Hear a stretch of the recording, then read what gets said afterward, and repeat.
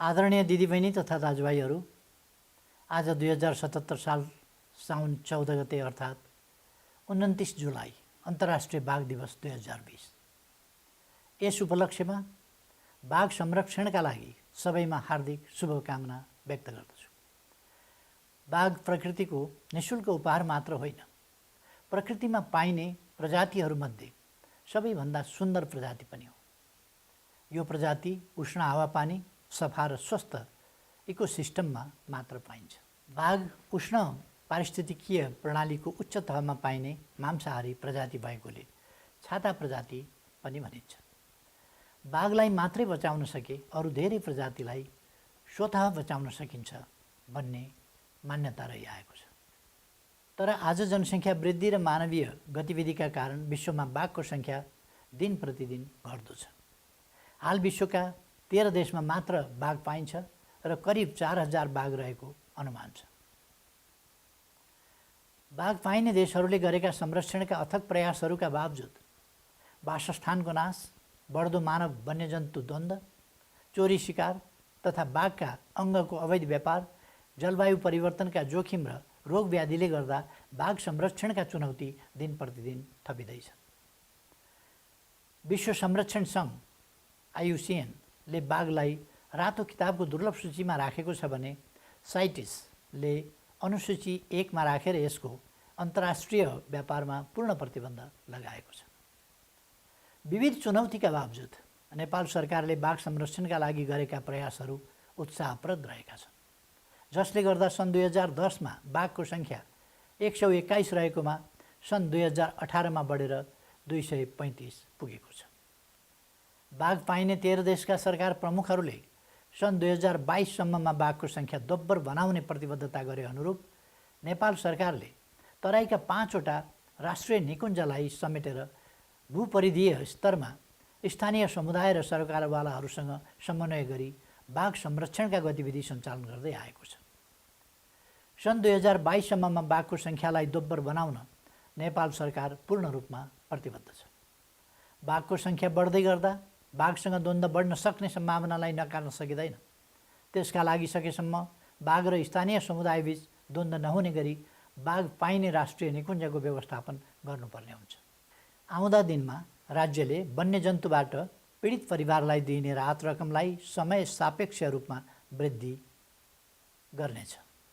राहत वितरण प्रक्रियालाई सरलीकृत गर्नेछ। द्वन्द्व पीडित परिवारलाई लक्षित गरी संरक्षणका कार्यक्रम सञ्चालन गर्नका लागि सम्बन्धित सबै पक्षलाई म हार्दिक आह्वान गर्दछु। त्यसै गरी बाघको चोरी सिकारी रोक्न र बाघका अङ्गको अवैध व्यापार नियन्त्रण गर्नका लागि प्रभावकारी रूपमा कानुनको कार्यान्वयन गर्नुपर्ने हुन्छ। कानुन कार्यान्वयन गर्ने निकाय बीचको समन्वय र सहकार्यले मात्र वन्यजन्तु विरुद्धको अपराधलाई नियन्त्रण गर्न सकिन्छ। जलवायु परिवर्तनका जोखिम र कोभिड-19 जस्ता महामारीबाट बाघ पनि अछुतो छैन। जलवायु परिवर्तनका जोखिमबाट बाघलाई बचाउनका लागि पारिस्थितिकीय प्रणालीमा आधारित वासस्थान व्यवस्थापन गर्नुपर्ने हुन्छ। मुख्य गरी बाघको आहारा प्रजातिका लागि आवश्यक पर्ने घाँसे मैदान र सिमसार लगायतका पानीका स्रोतहरूको दिगो संरक्षणमा विशेष ध्यान दिन सम्बन्धित पक्षलाई आह्वान गर्दछु। त्यसै गरी निकुञ्जमा कार्यरत कर्मचारीको क्षमता वृद्धि दिगो निकुञ्ज व्यवस्थापनको लागि पूर्व शर्त हो भन्ने कुरामा म पूर्ण विश्वस्त छु। क्षमता अभिवृद्धि गर्ने क्रममा आधुनिक प्रविधिको प्रयोगले काममा कुशलता मात्र थप्दैन, उपलब्धिमा बढोत्तरी ल्याउने तथ्यलाई हामीले बिर्सनु हुँदैन।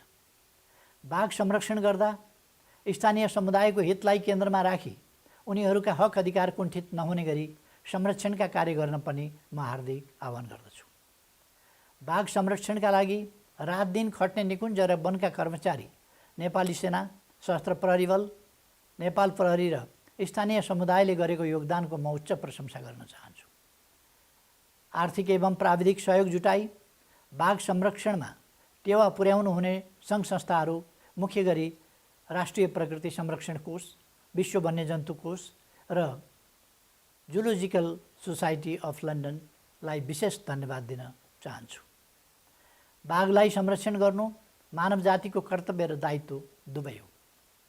बाघको वासस्थान विस्तार र व्यवस्थापन वन्यजन्तु पीडितलाई समयमा राहत, कानुनको प्रभावकारी कार्यान्वयन र बाघ संरक्षणमा अहोरात्र खट्ने कर्मचारीको क्षमता वृद्धि गर्न सक्नु पर्दछ।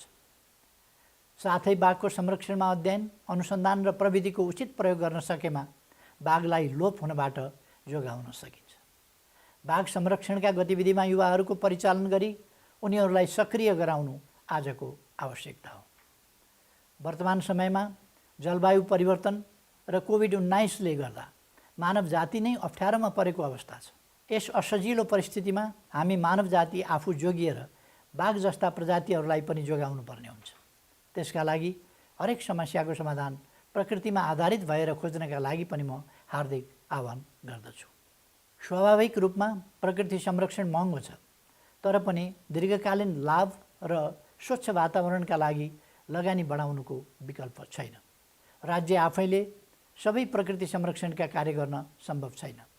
त्यसका लागि अन्तर्राष्ट्रिय समुदाय, नागरिक समाज र निजी क्षेत्रलाई पनि सँगसँगै लानुपर्ने हुन्छ। अहिले कोभिड-19ले गर्दा नेपालको पर्यटन व्यवसाय सङ्कटमा परेको छ, तर भोलिका दिनमा प्रभावकारी संरक्षण गर्न सक्दा बाघ हेर्नका लागि पनि विदेशी पर्यटक नेपाल नआउलान् भन्ने कुरा हुँदैन। बाघ पाइने राष्ट्रिय निकुञ्जमा विदेशी पर्यटकको आकर्षण हुने भएको हुँदा बाघलाई आर्थिक विकास र समृद्धिको आधारका रूपमा पनि लिन सकिन्छ। बाघ नेपालको पहिचान भएको र यसको संरक्षणमा मात्र नेपालीको शान झल्कनेमा म पूर्ण विश्वस्त छु। मानव जातिको अस्तित्वको लागि पनि बाघ जोगाउनुको अर्को विकल्प हामीसँग छैन। अन्त्यमा स्वच्छ र सफा पारिस्थितिकीय प्रणाली भावी सन्ततिको नैसर्गिक अधिकार भएको हुँदा बाघ संरक्षण गर्नु आवश्यक छ। हामी बाँच्नका लागि इकोसिस्टम बचाउनु आवश्यक छ। यसै सन्दर्भमा बाघ बचाउनु पनि अनिवार्य हुन्छ। यसैमा मानव जाति र प्रकृतिको सहअस्तित्व कायम हुनेमा म पूर्ण विश्वस्त छु।